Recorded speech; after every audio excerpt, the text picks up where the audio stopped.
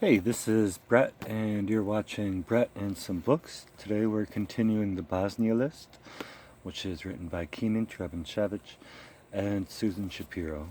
This is Chapter 10, Finding Amila, Birchkow, Bosnia, July 2011. Number 11 on my list was Find out why Amila had never kept in touch with me. While back in my hometown, I started wondering why we hadn't spoken in decades, troubled by cracks in my memory. I'd been a pint-sized sixth grader, obsessed with soccer and karate. She was my cool 17-year-old cousin, my favorite babysitter, a surrogate big sister who wore pink lipstick and loved Madonna. On April 30th, 1992, just as the war was starting, Eldon and I were sent to sleep over at my grandmother's house with the other grandkids, since everybody thought we'd be safer in that section of town. We were woken at 5 a.m. and ear-shattering explosions. The Serbs were blowing up the Sava Bridge, just 200 yards from Grandma's. In the chaos, when Dad ordered us home immediately, Amila was still in her pajamas and ponytail, waiting for her parents to come get her. "See you later, Kenji. Be good," she said, kissing me goodbye on the cheek. I looked forward to hanging out with her that weekend. I didn't see her again for 19 years. After lunch with Milos on Wednesday, he drove us 10 minutes to Amila's All-Bosniak subdivision. There she was in front of her huge 2-story cream-colored house, which had cinder-block roof tiles and big rectangular windows. She was standing in the garden, watering pots filled with tall red geraniums. She'd gone from an adorable, flirty teenager to a serious, sturdy, middle-aged wife and mother. We'd missed decades of each other. During the intervening years, we'd exchanged occasional vague greetings through Basira, but I'd heard Amila's voice only twice since the war. She'd called us the day my mother died in 2007. Then, last week, when I'd phoned her to say we were coming to Birchkow, she invited us over for dinner. I'd always felt bad that Amila never wrote or contacted me directly. I didn't even know she had a green thumb like my mom. With brown eyes and shoulder-length mahogany hair, she looked so much like her. As Milos let us off, Amila dropped her hose and ran over. "Look how big you men are!" We hugged and kissed. She was 5'7" now, 2 inches taller than my mother. "We're all so old," I laughed. "Look how dressed up you are, Kaka," she said, while her eyes darted from my father's suit to Milos's car. "So who drove you here?" She sounded suspicious. She'd obviously seen the sign that said, "Hit Taxi," a company that only Serbs drive for. Most commerce in Bosnia remained segregated. She clearly would have preferred that we patronize one of our own. "We're coming from our friends Milos and Zorika's house in Grbavica." "How do you know these people?" Amila asked. "They're the neighbors who helped us during the war," Eldon explained. "He's a great guy," I blurted out. Was I really saying he's one of the rare good Serbs? I was anxious to meet Ibrahim, the doctor who'd married and taken such good care of Amila.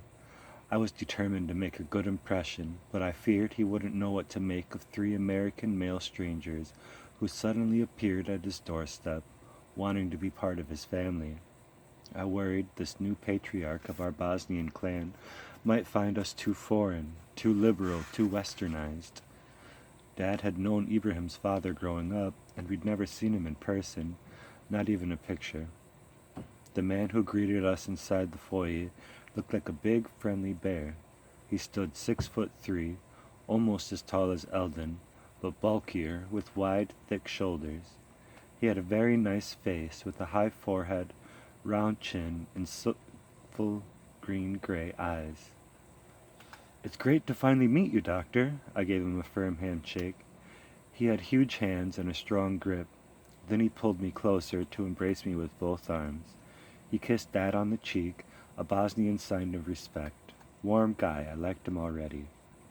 We high-fived their kids, then handed out presents Eldon and I had carefully chosen at Macy's. Chanel perfume and Puma sneakers for Amila, a black protective cell phone case for their 16-year-old son Rusmir, Chicago Bulls basketball short for Kemal, who was 17, a pink Gap hoodie for Tidya, 9, and an extra-large Kenneth Cole black cardigan sweater for Ibrahim. Basira had told us that the textile and cotton factories destroyed during the war hadn't been replaced, and the only boutiques that sold quality goods were wildly expensive. All the packages we'd sent to Muslim names in Birchcow had suspiciously disappeared, so we'd carried the gifts in our own bags all the way from Queens. We were widely impressed by their 4-bedroom house, as all 5 of them gave us a tour. On the outside terrace, filled with spiky flowers and plants, 8 people could eat at the wooden table. They had the classiest kitchen I'd seen in Bosnia, with an electric stove, dishwasher, ice maker, bread maker, and marble countertops. It was spotless, the way Mom used to keep ours. If you didn't go outside to see the rest of the country, you'd assume they were lucky millionaires. I kept thinking, with no war, this was the life I could have had.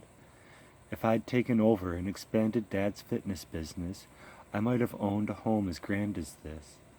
But I'd wanted it closer to my old apartment, so I'd have a view of the River Sava. I probably would have married a classmate in my early 20s. We'd have children almost Tija's age by now. They'd have picnics with Amila's kids and spend holidays together as our generation of cousins used to. "What a palace you have here," my father said as we walked into their spacious living room. Ibrahim grabbed Dad's shoulders. "Now let me get a good look at you, Keka. How spiffy you look, all dressed up so nice for us. Keenan and Eldon got me this." My father proudly showed off the tie we bought him, although I recalled he'd picked it out himself. "Sit down, Keka. Take off your jacket. Rest your legs." Ibrahim hung Dad's jacket over a chair, gently led him toward the maroon leather couch, placed an ottoman at his feet, handed him a pillow. Eldon sat down next to Dad.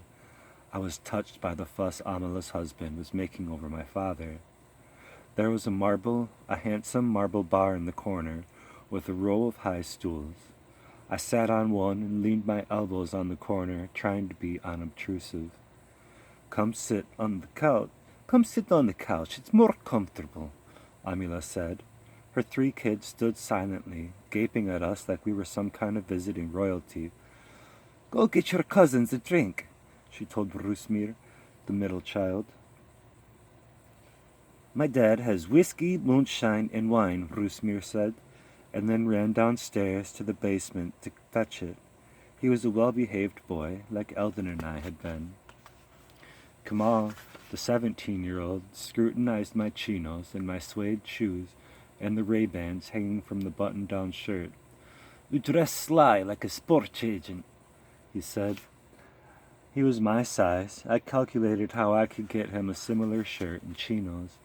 I'd send it to Basira's all-Bosniak town so nobody would steal it. Rusmir returned with Chivas Regal, scotch, and a rakia. Ibrahim poured a toasted, "After so much time." Their adorable little girl kept staring at me like I was a zoo attraction. "She had an English lesson today," Amila said. "Tell Cousin Keenan what you learned." "Nah," Tidya said. I patted her head, but she jerked away. I was heartbroken. I was winning over Ibrahim, but now their daughter was repelled by me. "Keenan used to draw too," Amila told Tidya. "He won a big art contest at school. We were sure he was going to be an artist." "I'd sketch sailboats on the Sava River under the sunset," I told Tidya in her native tongue. "Amila, remember how I used to draw all the time at Grandma's house?" My eyes were begging for her confirmation. "Yes, for hours at a time," Amila said. "The only way to keep Queenan quiet and out of trouble was to give him paper and watercolors." Tidya came closer to me and whispered, "Want to see a dragon?" I nodded yes, elated.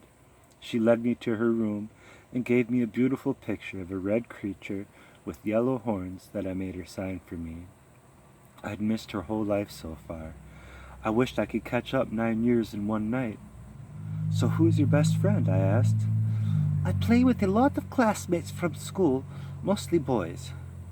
What's your favorite TV show? CSI Miami, we get it by satellite, she said. I didn't know you could have such big buildings by the sand that don't sink. I laughed, hoping she didn't think of all of America was like that. I can send you every season on DVD, I offered. Probably saw them all. I noticed her pink bed, walls, and stuffed animals. So I know what your favorite color is. I could get you a pink coat. Winters had been freezing in Bosnia lately.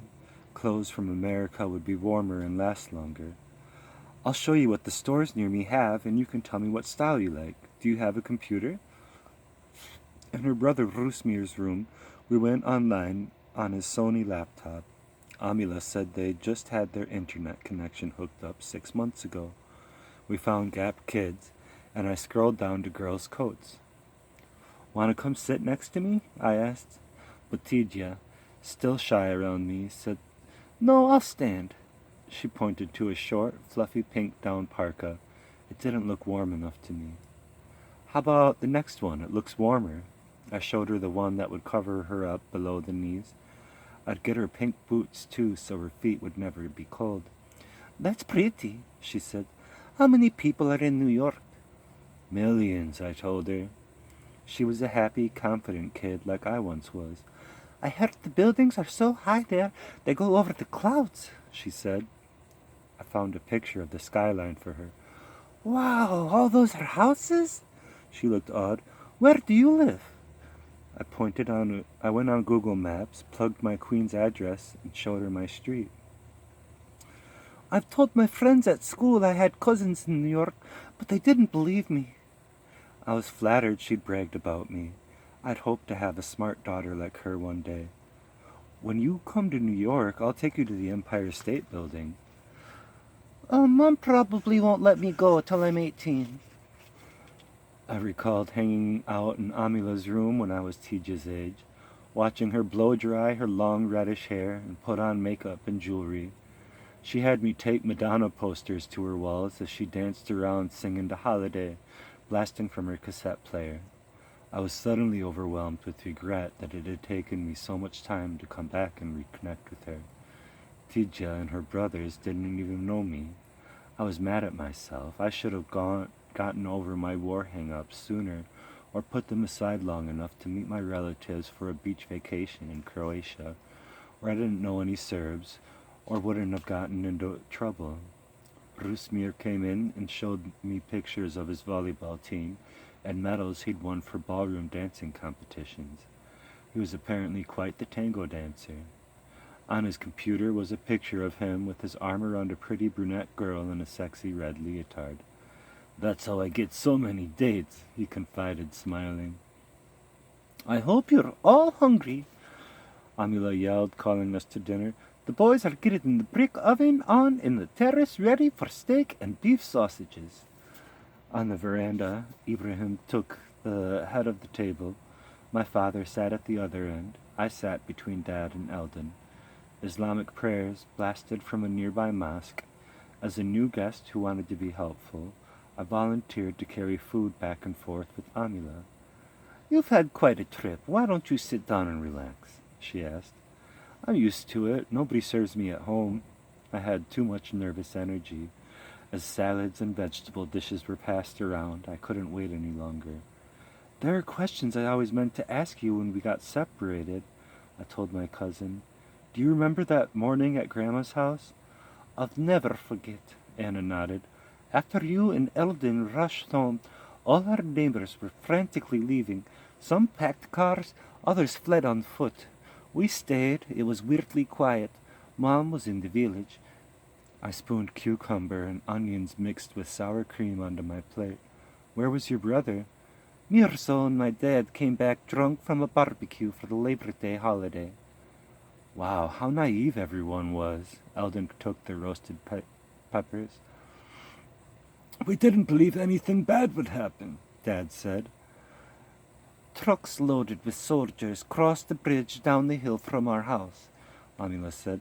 The massacre started downtown on Saturday afternoon in front of the police station. Muslims were being murdered on the street. Everyone was screaming. My mouth went dry. I had never heard this story before. What did you do? I leaned forward on the cushioned chair. Eldon inched closer to Amila. Dad stopped chewing his okra and rice.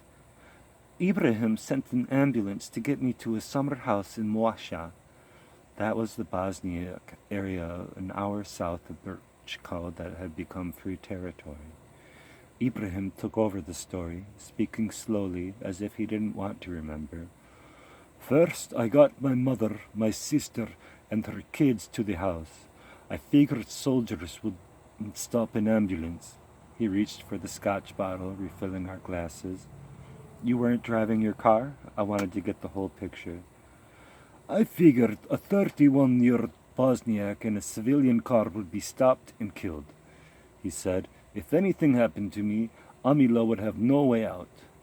Before the war, I'd heard from my mom that Amila was dating an older guy, but I'd never met him and hadn't known he was 14 years Amila's senior, roughly the age distance between my father and mother.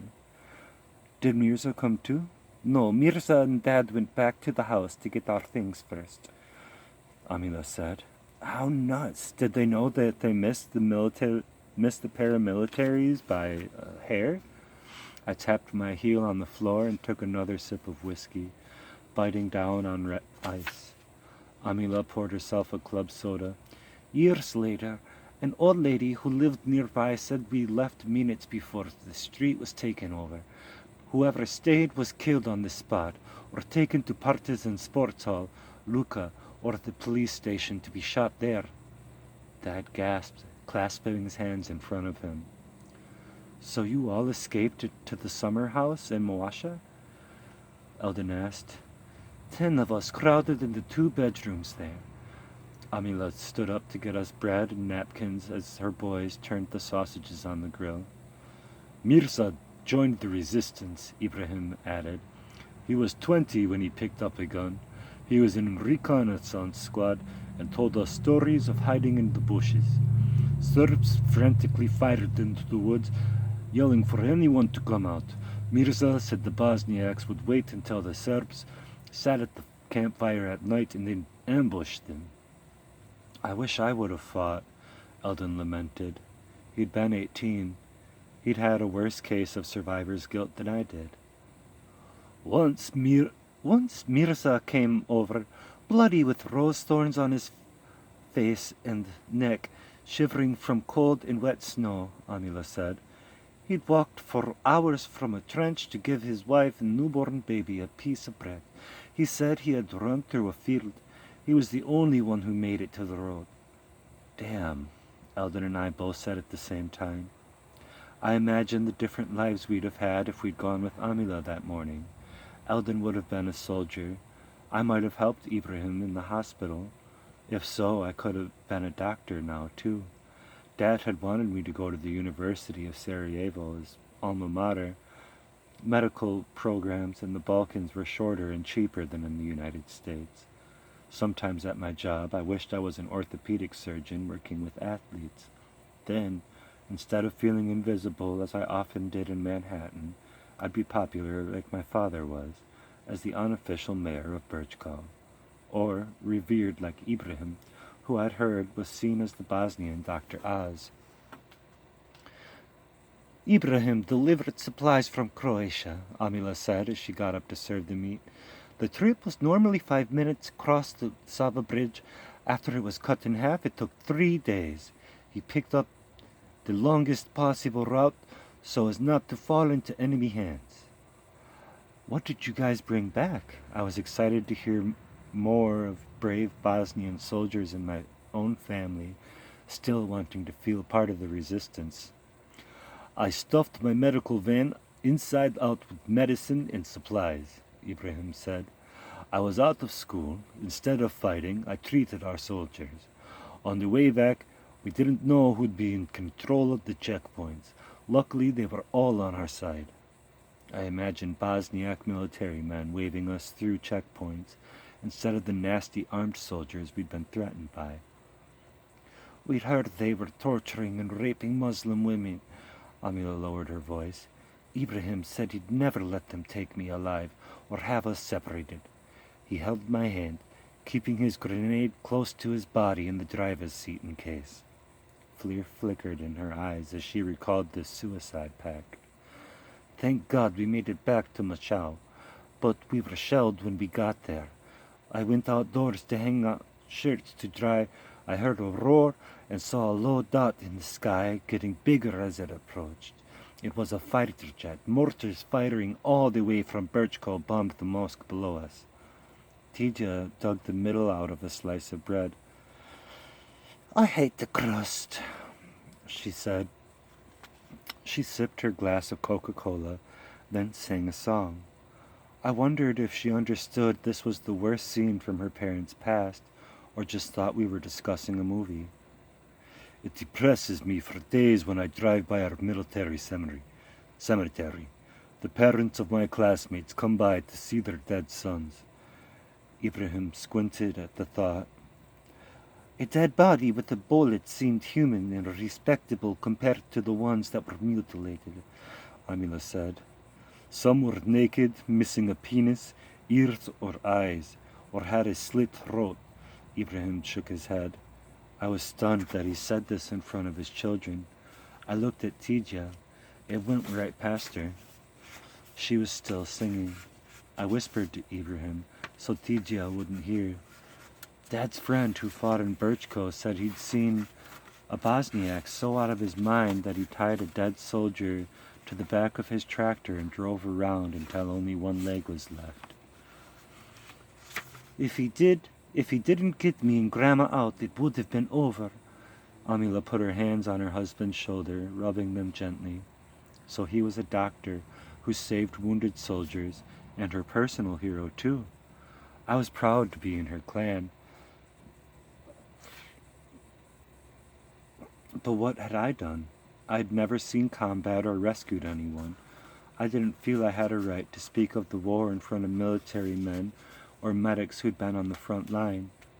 All I did now was help people in New York recover from injuries.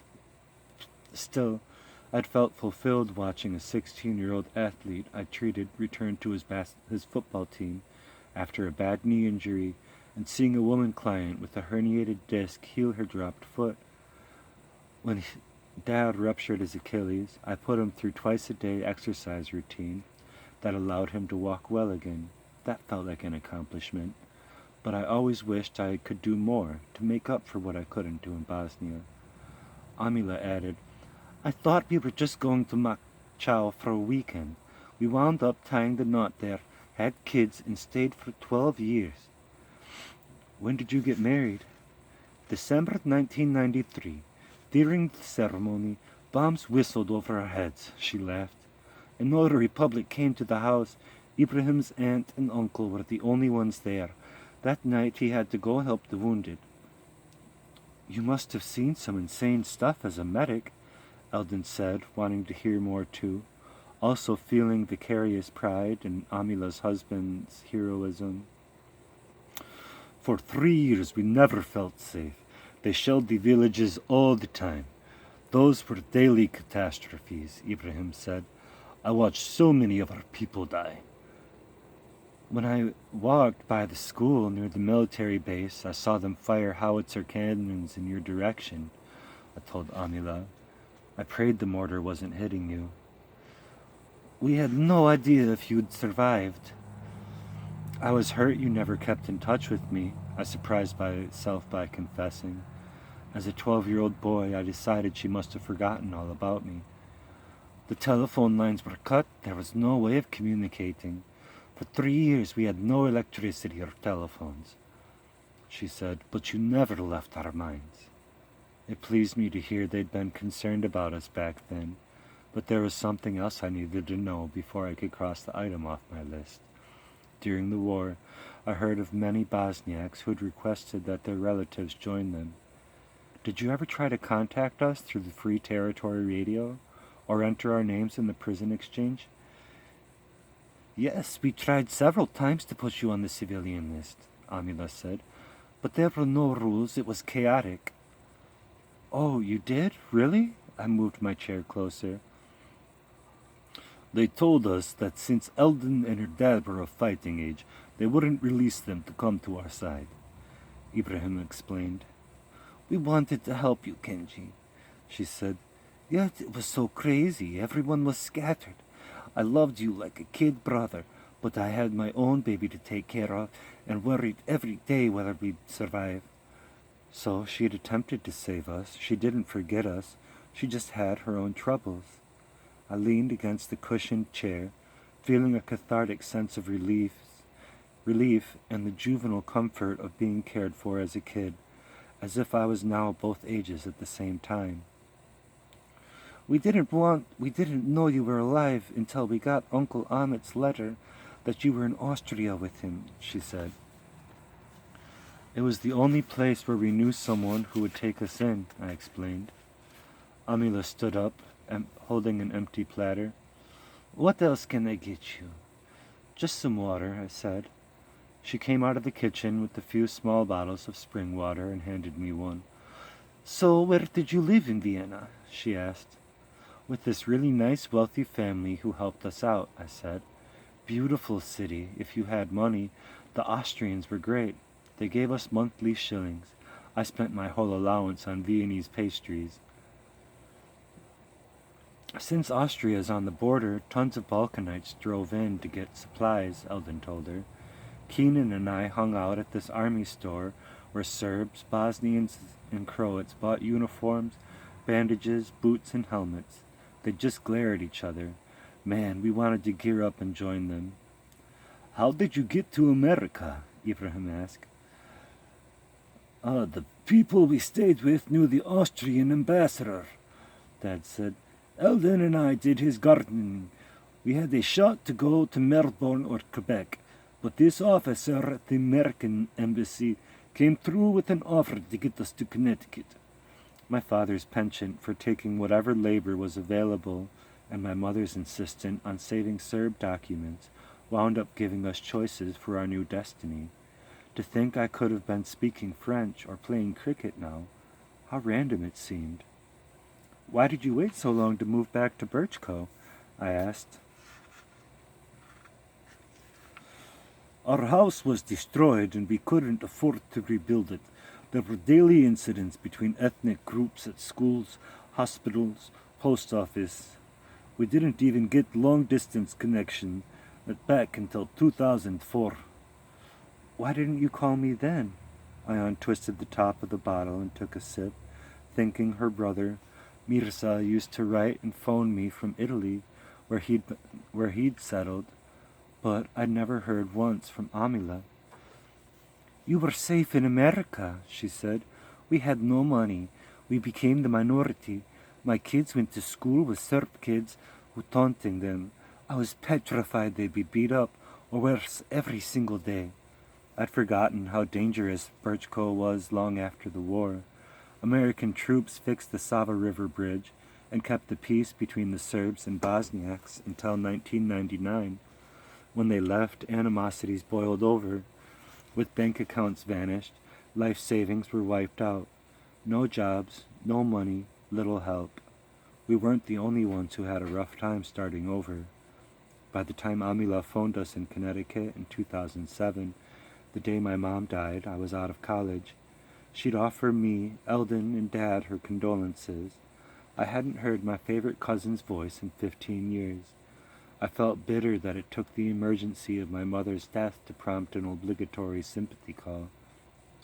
Amila asked when we were visiting Bosnia. I said, never, never. At the same time, it was an honest answer. I was a single American guy in Queens, while she'd become a wife and mother in Birchco. We had nothing in common anymore.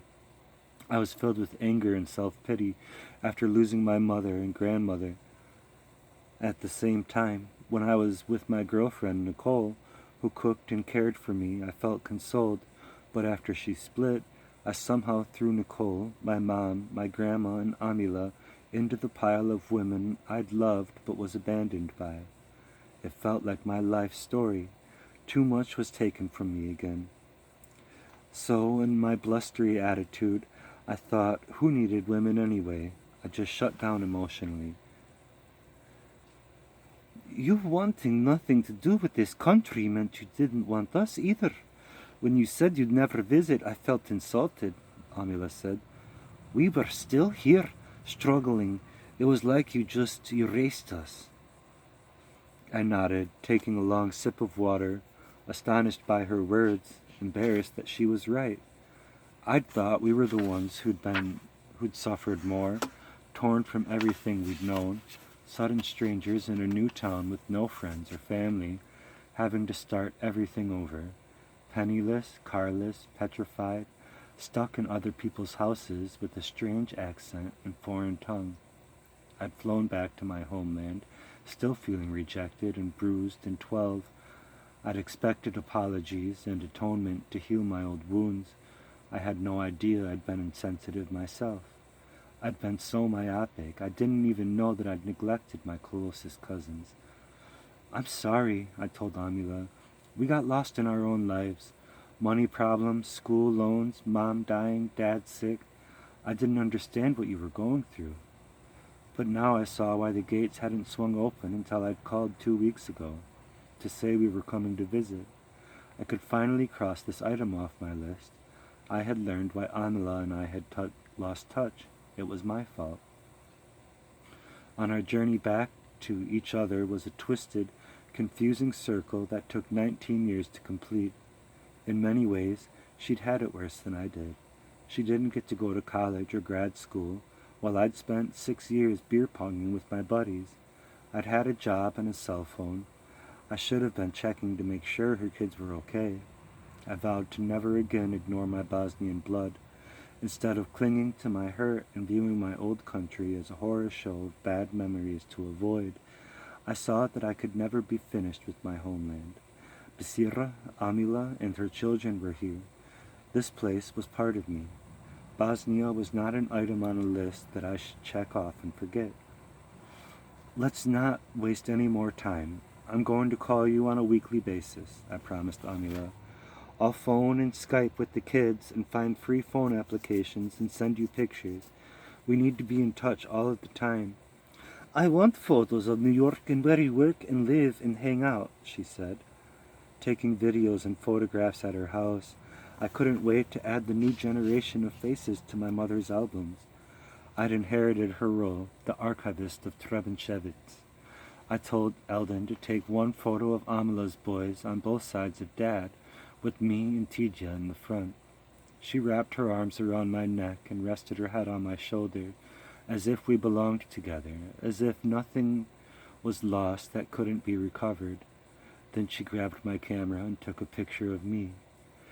It makes me so happy that you and Amila have reunited, Ibrahim pulled me aside to say. She doesn't have many relatives left she feels close to. You have no idea how important this is for her. Tidja came up behind me, tickling my face with the feather of a peacock she played with at Basira's. Will you come back tomorrow? She asked me. Amila and Ibrahim were our most successful kin. Yet, even as a well-respected internist, he earned only $2,000 a month, less than a third of what I made. Still, in Bosnia, that had bought him this gorgeous house. I hoped someday I could afford this much room for a wife and kids.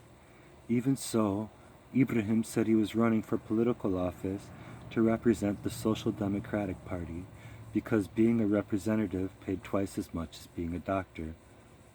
That's a multi-ethnic group, including Serbs who aren't nationalists, Eldon explained as the two of us stood outside on the terrace together. I don't think Muslims sharing political power will prevent more mass murders here, I told my brother. Bosnia should become a member of NATO. That's the only way to stop another genocide. I know, that's why the Serbs refuse and want to stay separated from us, Eldon said, so they can keep their dream of Greater Serbia alive. My brother and I had long been in agreement that an unjust peace accord, the same ethnic hatreds, a lousy economy, and corrupt politicians could only add up to trouble. A war could break out here tomorrow, I told him. If that happened, I wondered if Eldon and I would come back to fight. My brother was obviously thinking the same thing. But this time we have a stacked army, and we won't be surprised again, he said. I'll finish what they wouldn't let us do last time. Suddenly, I understood the Israelis' military mandate to remain prepared at all times. Being armed and ready to win was the best insurance policy that we would never be victims again. After finishing a huge meal with more of Ibrahim's homemade moonshine and whiskey, I felt like I'd consumed enough Balkan food and liquor in one day to make up for all my past hunger here. Both Amila's and Zorika's cooking had the same spices and salty taste, befitting two peoples who had lived side by side for centuries. Both meals had been served by warm, nurturing women who spoke my language, reminding me of my mother. I had to stop being a 12-year-old, irrationally angry at her for my ruined boyhood, and even worse, for her illness and death, which made me feel she'd abandoned me. In each antiquated image I'd reclaimed, my mom was holding me close, looking at me adoringly. She'd been there when I'd needed her most. Now it was my turn to take care of the relatives I loved. I can get us all donuts from the bakery across the street, I offered. How dare you? Amila yelled. I'm going to make you some right now. She marched to the kitchen. Women in my family were dangerous cooks, most famous for whipping up desserts from scratch. Within a half hour, Amila magically created a batch of breaded, plum-stuffed donuts with fruit so hot they burned, yet delighted my tongue. I hadn't eaten this delicacy in 20 years, since Basira had made it for me as a kid. It tasted sweet and crunchy and rough like my childhood. Dad downed 4 donuts in a row. He had a sweet tooth like I did. Don't eat so much sugar, I scolded. I don't want you getting diabetes. What about you? Eldon said. I never saw you eat so much. I feel like a python who ate a deer. I must have gained 3 pounds in one day. I bet Zorika, Basira, and Amila saw me as a motherless boy and were feeding me to compensate for my loss. It worked. I was full, sated. I kept noticing how much Amila looked like my mother before she got sick. Mom was born in August 1955. Amila was born in August 1974. She was 37, the same age my mom was during the war. No wonder I couldn't stop looking at her. And staring at Tidya, her spitting image, was like looking at my mom as a child.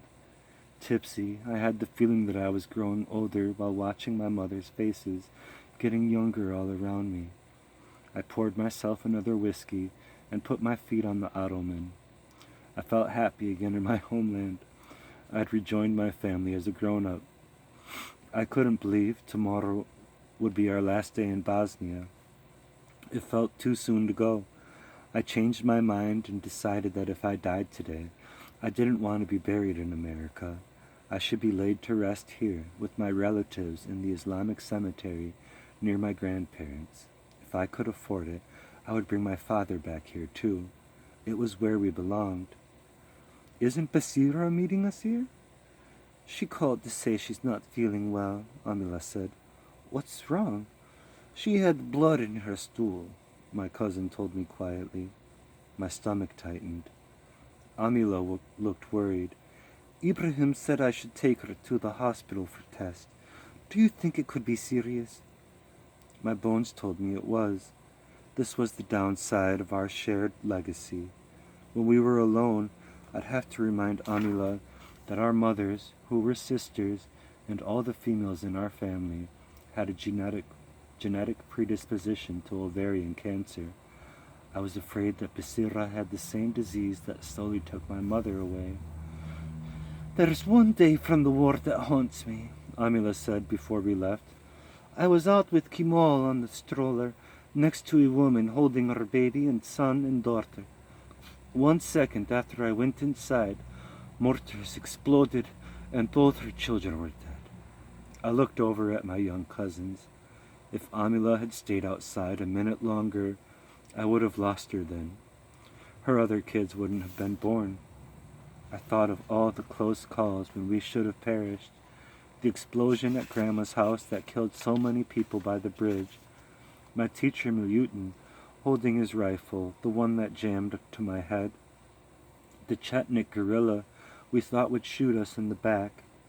Dad and Eldon dragged to Luka, where Renko, the mass murderer, singled them out, not for brutality, but for protection. Mom pulling Dad and my brother off a bus just before they were shipped off to another death camp. Aunt Basira bending over when a bullet whizzed by her back, just barely missing her. The Serb soldier who'd ordered us off the Vienna bus at gunpoint. We're the only Muslim family I know who didn't lose anyone in the war, I said. Someone must have been watching over us. I wasn't sure if it was Allah or the Bosniak doctor who gave us the good luck charm he'd prayed on to hang over our door, or my mother's indomitable will. I put my arm around Amila. For the first time, instead of being angry and resentful that we'd been displaced, I saw that we might have actually been the luckiest Muslims in Birchko after all.